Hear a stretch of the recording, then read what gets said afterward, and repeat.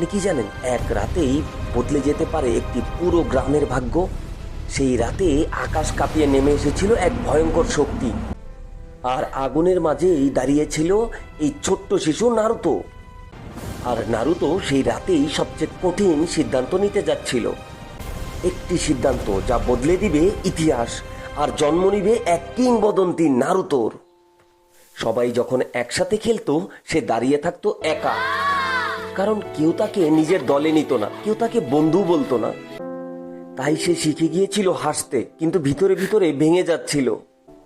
রাতেই সবাই যখন ঘরে ফিরতো, তার জন্য কেউ অপেক্ষা করতো না, কিন্তু এই একাকিত্বই একদিন তাকে বানাবে সব থেকে শক্তিশালী। একদিন সে সিদ্ধান্ত নিল, সে আর কাঁদবে না। হাজার বার পড়েছে, কিন্তু একবারও হাল ছাড়েনি। সে জানতো শক্তি সহজে আসে না, প্রতিটা ব্যথা তাকে আগের থেকে আরো বেশি শক্তিশালী করছিল।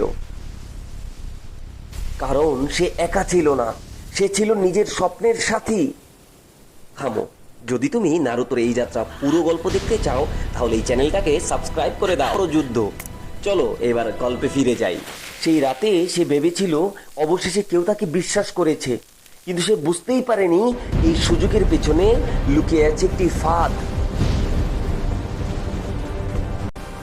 যাকে সবাই দুর্বল ভাবত, সেই নারুতো একদিন সবার সামনে বদলে গেল।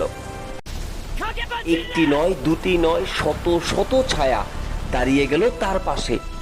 মাটি কাঁপছিল, ধুলো উঠছিল। এটি ছিল নারুতোর প্রথম সব থেকে বড় শক্তি, শ্যাডো ক্লোন জুৎসু। প্রথমবারের মতো নারুতো নিজেকে একা মনে করেনি।